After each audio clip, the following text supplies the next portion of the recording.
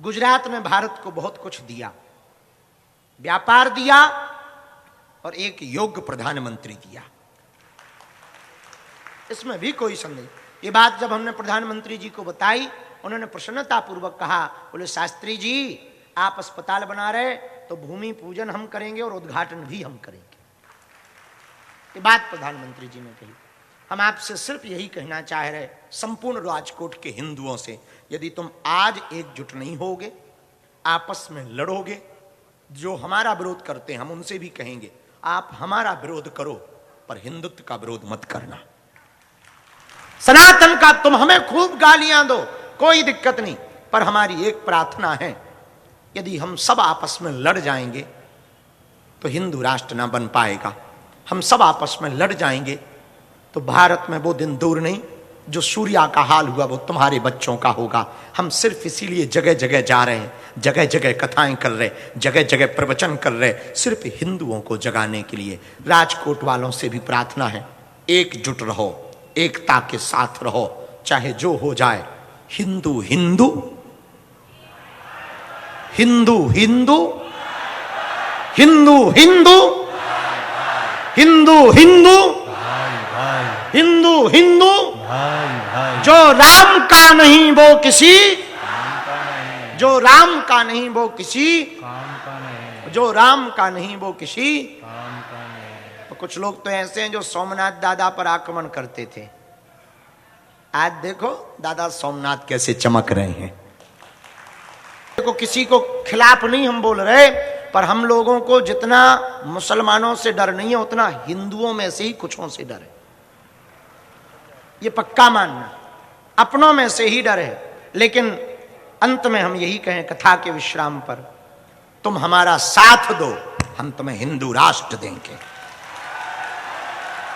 चाहे उसके लिए हमें पदयात्रा करनी पड़े, रथ यात्रा करनी पड़े, चाहे दरबार लगाने पड़े, चमत्कार दिखाने पड़े, कथा करनी पड़े, पर हम जब तक जिएंगे जिएंगे हिंदुओं के लिए और मरेंगे भी हिंदुओं के लिए। और 24 घंटे में, चाहे वो हम हॉस्पिटल बना रहे हो, हॉस्पिटल हम इसलिए नहीं बना रहे कि हमने दक्षिणा ली है, भैया जो मिलता था कन्या विवाह में भंडारे में लगा देते थे। हॉस्पिटल भैया इसलिए बना रहे हैं कि हिंदुओं को उनके हॉस्पिटलों में जाकर के धर्मांतरण न करवाना पड़े। हमारे क्षेत्र में ट्राइबल बहुत हैं, आदिवासी बहुत रहते हैं, पूरा क्षेत्र हमारा आदिवासी का है। वहां पर कई हलीउल्लाह वालों ने अपने हॉस्पिटल खोल रखे और हॉस्पिटल के नाम पर वो धर्मांतरण करवाते हैं। वो पीड़ा हमसे नहीं देखी गई, इसलिए हमने प्रण लिया कि हमारी दान पेटी में जो दक्षिणा आएगी उससे हम बेटियों का विवाह करवाएंगे और कथा से जो दक्षिणा मिलेगी उससे हॉस्पिटल बनवाएंगे। तो रामायण में गोस्वामी जी ने कहा, सबही नचावत राम गुसाई, बंधो कीट मरकट की नाई। जैसे बंदर को मदारी नचाता, बंदर को मदारी क्या कहता, जो बंदर का मालिक होता, चल भाई बंदर डांस दिखा, बंदर तुरंत डांस दिखाने लगता, हाँ या ना। फिर मदारी क्या कहता, चल भाई बंदर ससुराल चल, तो बंदर ससुराल जाने का नाटक करता। हाँ चल भाई बंदर बंदरिया से रूठ जा, तो बंदर तुरंत रूठ जाता है एक कोने में। चल भाई बंदर बंदरिया को ससुराल से ले आ, बंदर ले आने का नाटक करता। हम लोगों को दिखाई पड़ता, वाह वाह वाह बंदर कितना समझदार है, देखो जैसा कह रहा वैसे ही हो रहा। सच ये है बंदर की समझदारी नहीं, मदारी की पिटाई का कारण है। उसी प्रकार हम लोगों को जो भी दिखाई पड़ रहा, ये हम लोगों की चाल नहीं है, भगवान की ही चाल है। किसकी चाल है? बोलो बोलो बोलो बोलो, किसकी चाल है? भगवान की। लेकिन विचित्र बात, हम लोगों को भूत पे भरोसा हो जाता, भगवान पे नहीं होता। हाँ ये और गजब बात है, कोई गांव का आदमी गांव में धोखे से कह दे उस नदी के किनारे से मत निकलना, राजकोट की जो नदी है ना, बोले क्या हुआ, बोले नदी के बाहर में भूत रहता है। अच्छा धोखे से रात को निकलना पड़े, रात्रि हो और अकेले हो, आहा जितना हनुमान चालीसा याद आता पूछो मत। और हनुमान चालीसा में ये वाली जब चौपाई आती, भूत पिशाच निकट नहीं आवे, तो इतनी जोर से आदमी बोलता जितनी आंतों में दम होती। भूत पिशाच निकट नहीं आवे। लेकिन इतने में ही कपड़ा पीछे किसी कांटेदार पेड़ में फंस जाए, जो पसीना मारा, पकड़ लिया पकड़ लिया पकड़ लिया, और कपड़ा छोड़कर दे दौड़। ठटरी के बरे नक्कटा मूसर चंदा, गांव के झूठे आदमी ने मरे हुए व्यक्ति के भूत के बारे में झूठी बात बता दी कि नदी के किनारे भूत रहता। तुम्हें भरोसा हो गया। हम लोग संत महात्मा लोग करोड़ों सालों से चिल्ला रहे कि कण कण में भगवान रहता, भूत पर भरोसा हो गया, भगवान पर भरोसा नहीं हुआ। इसी कारण दुखी हैं। क्या है? बोलो बोलो बोलो। इसी कारण दुखी हैं। क्या है? बोलो। देखो, दो बातें, एक विचार एक भरोसा। एक विचार और एक भरोसा। विचार करो संसार से और संसार में, और भरोसा करो भगवान में। लेकिन हम लोगों ने क्या किया? हम लोगों ने पहिया ही चेंज कर दिया। आगे का पहिया पीछे फिट कर लिया, पीछे का आगे फिट। विचार करते भगवान में है कि नहीं, और भरोसा करते पड़ोसन पर या पड़ोसी पर या मित्रों पर या संसार की व्यवस्थाओं पर कि हाँ है। अरे संसार में विचार करना चाहिए और भैया भगवान पर भरोसा करना चाहिए। भगवान पर यदि तुम्हारा भरोसा होगा तो जैसे नरसिंह भगवान खंबे में प्रकट हो गए प्रहलाद जी की प्रार्थना के कारण, जैसे भैया भगवान सबरी के घर पर वन में चले गए सबरी का तरन तारण करने के लिए, जैसे विभीषण को लंका में भी राम जी और हनुमान जी प्राप्त हो गए, जैसे केवट को गंगा के किनारे राम जी आकर दर्शन दिए, जैसे सुदामा को तीनों लोकों का भगवान ने राजा बनाया, वैसे भी तुम्हारी ही जिंदगी भगवान बदल देंगे। पर शर्त क्या? बोले शर्त यही है, विचार संसार में करो और भरोसा किस में करो? बोलो बोलो बोलो। भगवान में। देखो ऐसे समझो, किसी की आंख खराब हो गई और पेट खराब। आदमी था गुजरात का, सिटी का नाम राजकोट, व्यक्ति का नाम चंगीलाल। उसका आंख खराब हो गया, पेट खराब हो गया, डॉक्टर के पास गया। डॉक्टर ने कहा कोई बात नहीं, 2 पुड़िया लो, ये आंखों में लगाने वाला अंजन है, इससे आंख ठीक हो जाएगी। ये पेट का चूरन है, खाओ, पेट ठीक हो जाएगा। अब वो दोनों पुड़िया लेके घर गया, पर गुजरात का आदमी, और वो भी राजकोट का आदमी। पुड़िया बदल गई, पेट की पुड़िया आंखों में लगा ली और आंख की पुड़िया चूरन समझ के खा ली।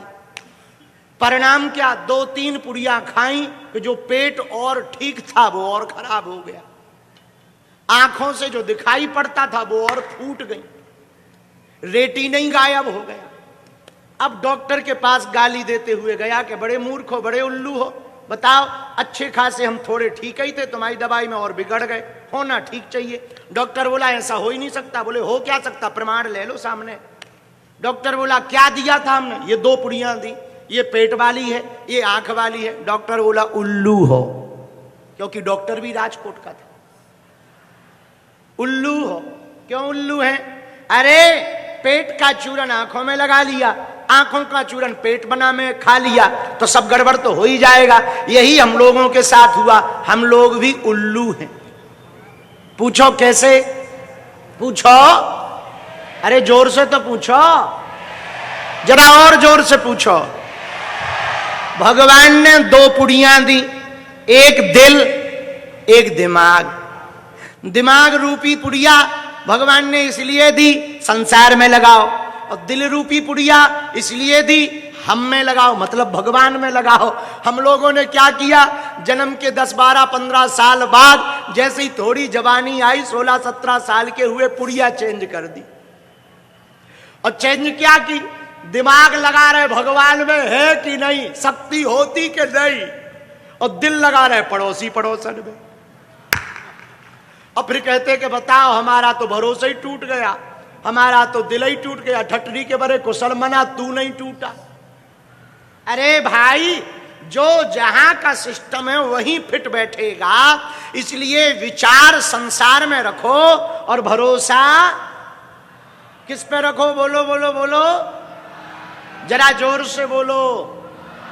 भगवान में भरोसा रखोगे तो जैसे द्रौपदी की लाज भगवान ने बचाई, भगवान पर भरोसा रखोगे तो सबरी की लाज भगवान ने बचाई, भगवान पर भरोसा रखोगे तो विदुरानी की लाज भगवान ने बचाई, भगवान पर भरोसा रखोगे तुलसीदास पर कृपा भगवान ने की लाज बचाई, भगवान पर भरोसा करोगे तो भैया वाल्मीकि जी की लाज भगवान ने बचाई, भगवान पर भरोसा करोगे तो गज और ग्राह की कथा भागवत में आती, गज की लाज भगवान ने बचाई, भगवान पर भरोसा करोगे तो विभीषण की लाज भगवान ने बचाई। तो यदि तुम भी भगवान पर भरोसा करोगे तो तुम्हारी भी लाज भगवान बचाएंगे। ये सीधी सी बात है, बहुत सीधी सी बात है, कोई टेढ़ी टेढ़ी बात नहीं है। एक बहुत अच्छे भगत भय, आहा, हमारे भारत में एक प्रांत है जिसका नाम पश्चिम बंगाल है। बहुत साल पहले हम गए, महीने पहले गए, साल क्या महीने पहले। वहां एक बहुत ही अच्छे भगत हुए, बड़े सिद्ध संत हुए, बड़े तपस्वी हुए, आहा, मां तारा के परम साधक हुए और मां तारा को बहुत भावपूर्वक मानते थे। उनका नाम था बामा खेपा। क्या नाम था? बामा खेपा। मां तारा के साधक थे। ऐसा संत कहते हैं कि स्वामी रामकृष्ण परमहंस के भी यही गुरु थे। इनका नाम बामा खेपा। पश्चिम बंगाल में एक गांव है, इनके नाम से ही बामा चरण नाम का गांव है, वहां इनका जन्म हुआ। कुछ दिनों बाद इनके पिताजी का शरीर पूरा हो गया, माताजी गरीब थी, तो इनको पालन पोषण के लिए, इनकी जीवन यापन बढ़िया हो सके, इसलिए बामा खेपा जी को मामा के पास भेज दिया। बामा खेपा के जो मामा जी थे वो तारापीठ के पास के गांव के रहने वाले थे। आहा, धीरे धीरे बामा खेपा की रुचि साधु की संगति में बढ़ने लगी, संतों का संग करने लगे, भक्ति करने लगे।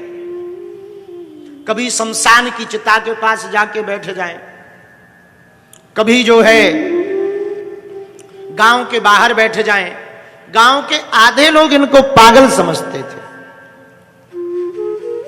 एक रात इन पर भगवती मां तारा की बड़ी कृपा हुई। भाद्रपद के महीने में तृतीया तिथि को, उस दिन मंगलवार का दिन था, ये भगवती मां तारा का ध्यान कर रहे थे। उसी समय मध्य रात्रि में चिता के किनारे पर भगवती मां तारा प्रकट हो गई और उन्होंने इनको दर्शन दिया, आशीर्वाद दिया कि आज से तुम हमारे भगत हो और प्रेम पूर्वक तुम हमारी सेवा करो। रानी के द्वारा बनाए हुए मंदिर में ये कुछ दिनों बाद पुजारी नियुक्त हो गए, तो मंदिर में पूजा करने लगे। लेकिन इनकी पूजा का एक नियम था। बोले क्या? बोले भैया, इनका जब मन लगता तब ये पूजा करते। कभी कभी 4-4 दिन पूजा करते, कभी बिल्कुल नहीं करते, कभी 2 बजे रात को करते, कभी बिल्कुल ही नहीं करते। तो किसी ने बामा खेपा से पूछा, ये तो गलत बात है भाई, भगवती की पूजा तो प्रतिदिन करनी चाहिए, प्रातः काल स्नान करवाना चाहिए, भोग लगाना चाहिए, आरती होनी चाहिए। बामा खेपा ने बहुत तार्किक बात कही। बोले सुनो, हम प्रार्थना रोज करते, पूजा रोज करते, पर बाहर से यदि पूजा करें, अंदर से मन न लगे तो पूजा व्यर्थ हो जाती है, बेकार हो जाती है। हम पूजा तभी करते जब हमारा मन लगे, हमारा मन गवाही दे, हमारा मन भगवती की साधना में तल्लीन हो जाए, तब हम भगवती की उपासना करते। गांव के लोगों में जब ये बात गई तो गांव के लोगों ने बड़ा विरोध किया कि भाई ये तो पुजारी बनने लायक नहीं है, हटाओ इनको। तो रानी के कहने पर बामा खेपा को हटा दिया। गांव के बाहर जब ये गए, उसी दिन से इन्होंने भोजन करना छोड़ दिया, ना अन्न लिया न जल लिया। तो भगवती माँ पराम्बा तारा माता रात्रि में बामा खेपा के पास गई। बेटा क्या हुआ? बामा खेपा मुंह उल्टा करके बैठ गए। माँ हमसे बात मत करो। अरे क्या हुआ बताओ? 2 दिन हो गए आपकी पूजा, हमने आपको देखा तक नहीं 2 दिन से। पूजा तो दूर की बात है, उल्टा हमको मंदिर से और हटा दिया, पुजारी पद से हटा दिया। हमें पुजारी वुजारी बनने का लालच नहीं है, हमारे मन में यही लालच है कि हमारे अंतिम श्वास तक आपकी चरणों में समय गुजरे, सेवा में गुजरे। भगवती माँ ने कहा, तारा ने, चिंता मत करो, तुम हमारी सेवा में कल ही आओगे। रात्रि में स्वप्न में जाकर के मां तारा ने रानी को आज्ञा दी कि सुनो, प्रातः काल होते ही बामा खेपा को मंदिर का पुजारी नियुक्त कर देना, वरना सब बर्बाद कर देंगे, हम क्रुद्ध हो जाएंगे, नाराज हो जाएंगे।